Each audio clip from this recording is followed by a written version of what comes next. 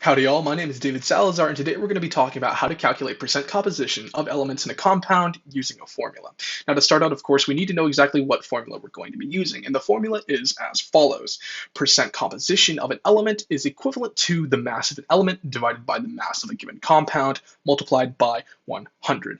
Now obviously, if you're not someone who learns based off of given equations alone, we need to look a bit more in depth, and in order to do that, let us start off with an example. Let's say we're given the compound C4H6O4, or succinic acid. Now, in order to start with this problem, we need to know the amount of mass of each type of element given, as well as the total mass of the compound alone. To do this, we take the atomic weight of each element, multiply it by how many times the element appears in the compound, add up all of those totals in order to get the total mass of the compound.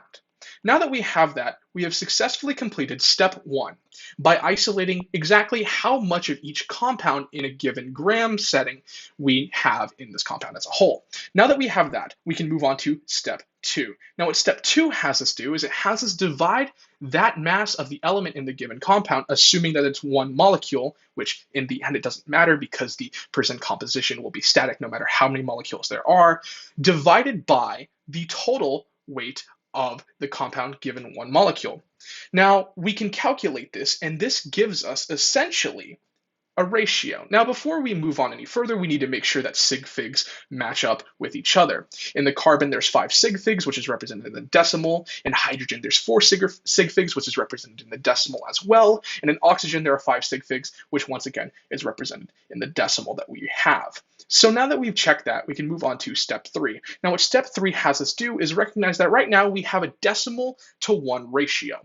This is given there's one molecule. This is the ratio out of one molecule that we have per given element.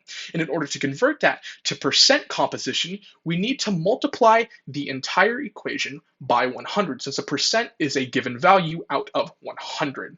So once we identify that, we take each of our decimal points, multiply each of them by 100, and after doing so, that will give us the percent composition of each element in a given compound using a formula. Thank you.